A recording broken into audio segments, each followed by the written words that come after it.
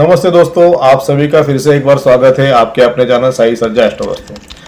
दोस्तों, हम अनेक विषयों पे अलग अलग वीडियो बनाते हैं, ज्योतिष शास्त्र के माध्यम से, ज्योतिष शास्त्र का जो भी ज्ञान है उसके माध्यम से, और वास्तु का जो भी हमने थोड़ा बहुत ज्ञान अर्जन किया है उस माध्यम से हम वीडियो बनाते हैं। अभी फिलहाल 10वीं और 12वीं के परीक्षाओं के रिजल्ट आए, परिणाम आए हैं। जो भी विद्यार्थी इन 10वीं और 12वीं की परीक्षा में उत्तीर्ण हुए उन सभी का हम हमारे चैनल की तरफ से अभिनंदन करते हैं, हार्दिक शुभेच्छा देते हैं उनको, और उनका आने वाला जो करियर है, आने वाला जो उनका जीवन है, उसमें जो आगे का उनको प्रशिक्षण लेना है, शिक्षण लेना है, उनके लिए हम उनको हमारी तरफ से शुभकामनाएं देते हैं, ताकि उनका जो शिक्षण हो, प्रशिक्षण हो, वो अच्छी तरह से पूरा हो। मित्रों, जब ये विषय आता है कि 10वीं और 12वीं के परीक्षा ये हो गई, अब विद्यार्थी आगे अपने विषयों का चयन करने वाले हैं और आगे की अपनी प्रशिक्षण शिक्षण के लिए आगे बढ़ने वाले हैं, तो एक प्रश्न उपस्थित होता है कि क्या कुंडली के माध्यम से, ज्योतिष के माध्यम से ये पता चल सकता है कि हमको किस विषय में गति है और किस विषय में हमें आगे बढ़ना चाहिए ताकि हमें सफलता मिल सके। तो आज का हमारा वीडियो इसी विश्लेषण के लिए हमने बनाया है। ज्योतिष ये ऐसा शास्त्र है जिस शास्त्र के माध्यम से कोई भी विषय हो उसकी पूर्तता करने की क्षमता इस शास्त्र में पूरी तरह से है। तो जो ये शास्त्र लिखा गया है, ये शास्त्र अभी का नहीं है, यानी हम देखेंगे तो कई युगों के पूर्व, और कुछ तो एडिशन अभी हुई है कलयुग में, लेकिन उससे पूर्व जब भी कुछ हजारों सालों पहले इस शास्त्र का निर्माण किया गया, तब की शिक्षण व्यवस्था आज की शिक्षण व्यवस्था की जैसी नहीं थी। 64 कलाओं का गुरुकुल में रह के हर विद्यार्थी प्रशिक्षण लेता था अपने गुरु के माध्यम से, गुरुजी के यहाँ पे सेवा करके। आज क्या विषय कैसा होता है कि आज विद्यार्थी अपने ही घर में रहते हैं और स्कूल या कॉलेजेस में उन्हें प्रवेश मिलता है और वहाँ पे जाके वो अपने विषयों के बारे में सीखते हैं। और 10वीं 12वीं होने के बाद, जैसे हमारे यहाँ पे आर्ट्स, कॉमर्स, साइंस, ये प्रमुख 3 शाखाएं 10वीं के बाद होती है। 12वीं के बाद जैसे मेडिकल हो गया, डॉक्टर, इंजीनियर्स, ऐसे अलग अलग क्षेत्र, CA, आर्ट्स के अलग अलग कोर्सेस, ऐसे अलग अलग विषय होते हैं। तो वैसा उस जमाने में नहीं था।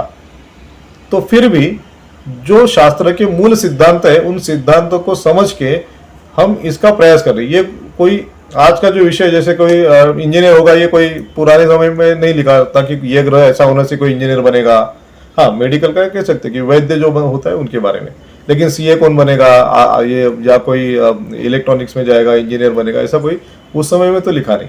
ये तो हमारा अध्ययन है, जो हमने इसको शास्त्र को जो हमने सीखा है, इस शास्त्र के बारे में जो ज्ञान हमने अर्जित किया है, उस ज्ञान के माध्यम से हम प्रयास कर रहे हैं कि आपको एक छोटा सा मार्गदर्शन कर पाए, जिससे आप आपके जो शिक्षण प्रशिक्षण आपको आगे का लेना है, उसके लिए आपको जो भी फील्ड चुननी है, तो उसके लिए आपको सहायता हो सके। इसका प्रयास हमने किया। इसका शायद आपको शास्त्रों में कोई ज्यादा आधार नहीं मिलेगा जो मैं आज आपको विषय बता रहा हूँ। ये तो पूरा हमारा अध्ययन, हमारा जो ज्ञान हमने अर्जित किया, जो हमें ज्योतिष समझा है, उस हमारी समझ के माध्यम से हमारा आज का ये वीडियो आपके लिए हम प्रस्तुत कर रहे हैं। तो आते हैं मूल विषय पे। प्रस्तावना थोड़ी ज्यादा हो गई, उसके लिए क्षमस्व। तो ज्योतिष शास्त्र में हर एक ग्रह की अपनी अपनी कारकता है और एक एक घर की अपनी अपनी कारकता है। अभी हमारा माध्यमिक शिक्षण या प्राथमिक शिक्षण जो है वो 5वें घर से देखते हैं, और हमारा जो आगे का शिक्षण होता है, प्रशिक्षण होता है, उच्च शिक्षण होता है, उसको हम 9वें घर से देखते हैं, कुंडली के। अगर ये 9वां घर किसी का पीड़ित हो, यानी वहां पे कोई दोष बना हो या कोई पाप प्रदान करने वाले ग्रह वहां पे विराजमान हो, तो ऐसे जातकों के जीवन में उच्च शिक्षण के लिए कोई ना कोई समस्या आ जाती है। समस्या कैसी हो सकती है? तो जो वहां पे दोष बना है या पीड़ित हुआ जो घर का स्वामी है, कहाँ पे बैठा है, उसका संबंध कहाँ से हो रहा है। अगर उसका संबंध द्वितीय से हो रहा है या 11वें भाव से हो रहा है, तो कोई धन की समस्या आएगी आगे का शिक्षण लेने के लिए, प्रशिक्षण लेने के लिए। किसी का समझो 3रे घर में कोई पीड़ित अवस्था में बैठा है उस घर का स्वामी, तो शायद आपको मेहनत ज्यादा करनी पड़े आपके मुकाम को हासिल करने के लिए। तो ऐसे विषय होते हैं। मूल प्रश्न हमारा क्या है आज का विश्लेषण करने का, कि कुंडली के माध्यम से क्या हमें पता चल सकता है कि किस विषय की हम चुनाव करें ताकि हमारा जो आगे का शिक्षण हो वो अधिक प्रगतिशील हो, वहां उसमें हमें सफलता मिले। तो हाँ, ऐसा कर सकते हैं। अगर आपके 9वें भाव का स्वामी या 9वें भाव का संबंध सूर्य से या मंगल से होता है। तो इन दोनों ही अवस्थाओं में आपको जो सरकारी विषय होते हैं तो उसके लिए आपको तैयारी करनी चाहिए सरकार की तरफ से। दूसरा एक देखना है हमें, इसमें 9वें और उसके बाद 10वें घर जहाँ से करियर होता है, 9वां और 10वां ये दोनों बात, 10वें भाव से करियर, ये विषय अलग होगा आगे चल के कि आपको क्या फील्ड चुननी है और आपको करियर में कहाँ पे सफलता होनी है। अगर करियर में सफलता चाहिए तो 10वां घर देखना है, लेकिन क्या चुनना है उसके लिए हमको 9वां घर देखना है।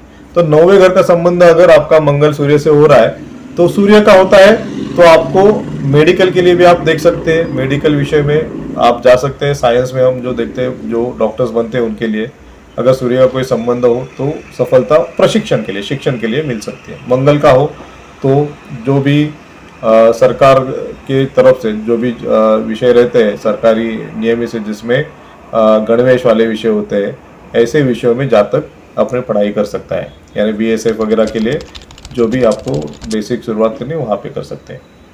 अगर आपका चंद्र का संबंध बन रहा है तो लिक्विड रिलेटेड केमिकल्स होते हैं, तो ऐसे क्षेत्र की पढ़ाई यानी केमिकल इंजीनियरिंग हुआ वैसे उस विषय की या रसायन के विषय की या और अन्य लिक्विड जहाँ पे भी जिस क्षेत्र में आते हैं उस विषय की आप तैयारी कर सकते हैं, विषय को आप सिलेक्ट कर सकते हैं, ले सकते हैं उस विषय को। अगर उस 9वें भाव का संबंध में आपका कभी भी बुध से आता है तो बुध तो कम्युनिकेशन कारक है, तो IT रिलेटेड कोई आपको अगर करना है काम, शिक्षण लेना है तो उस विषय का आप विचार कर सकते हैं। इंजीनियरिंग आप कर सकते हैं। बैंकिंग के लिए भी बुध सफलता देते हैं, तो CA का आपको पढ़ाई करना है, कॉमर्स का आपको पढ़ाई करना है तो भी आप बुध का संबंध अगर 9वें घर से कुछ बनता है तो आप उस विषय के लिए भी तैयारी कर सकते हैं और उस विषय में आप अपना आगे का शिक्षण प्रशिक्षण ले सकते हैं। गुरु का संबंध बन जाए तो कोई कंसल्टेंसी का जो भी है या सबसे पहला तो शिक्षण विषय यानी किसी को B.Ed करना है, D.Ed करना है, उस विषय में जाना है, तो अगर गुरु का संबंध बन जाए 9वें से तो आपको उसके लिए फायदा होगा। उस विषय में आप पारंगत हो जाओगे और उस विषय की जो भी आपको प्रशिक्षण लेना है, डिग्री लेना है, उसमें आप सफल हो पाओगे। ये आपने को देखने को मिलेगा। उसके बाद राहु का अगर संबंध बन जाए तो इलेक्ट्रॉनिक्स के करियर जो है उसमें आप प्रयास कर सकते हैं, वहाँ पे आपको सफलता मिलने के चांसेस हो सकते हैं। केतु का संबंध आता है तो आध्यात्मिक विषय किसी को होता है, आध्यात्मिक पढ़ाई करनी है हमको, तो उस विषय में आप देख सकते हैं। मेरे हिसाब से मैंने लगभग सभी ग्रहों के माध्यम से आप क्या विषय ले सकते हैं और आगे चल के आपको किस विषय में सफलता मिल सकती है एजुकेशन, शिक्षण के लिए, वो मैंने बताया। अगर आपको देखना है कि किस क्षेत्र में आपका करियर करेंगे तो आपको 10वां भाव देखना पड़ेगा। शायद मैं उसका वीडियो आगे फिर से बनाऊं और आपके लिए प्रस्तुत करके लेके आऊं। आपको इस विषय में अगर कुछ पूछना है तो आप हमें हमारे दिए हुए नंबर पे संपर्क कर सकते हैं, आपका प्रश्न पूछ सकते हैं, हम आपके प्रश्न का उत्तर देने का जरूर प्रयास करेंगे। अन्य कोई मार्गदर्शन चाहिए तो भी आप हमें जरूर लिखिए, हमें संपर्क कीजिए। अगर ये वीडियो अच्छा लगे तो इसको जरूर लाइक कीजिए, हमारे चैनल को सब्सक्राइब कीजिए और हमारे इस चैनल को, हमारे इस वीडियो को अपने दोस्तों तक शेयर करने का कष्ट जरूर कीजिए। आप सभी का जीवन मंगलमय हो। आपके जो आपने सोचा हुआ आपका एजुकेशन का फील्ड है वहाँ पे आपको जल्दी ही एडमिशन मिल जाए और उस विषय में, उस क्षेत्र में आप अच्छे से सफल हो जाओ, आपकी डिग्री, आपका प्रशिक्षण अच्छे से पूरा करो। यही हम हमारे तरफ से आपको शुभकामनाएं देते हैं और इस वीडियो की यही समाप्ति करते हैं। धन्यवाद। जय श्री राम।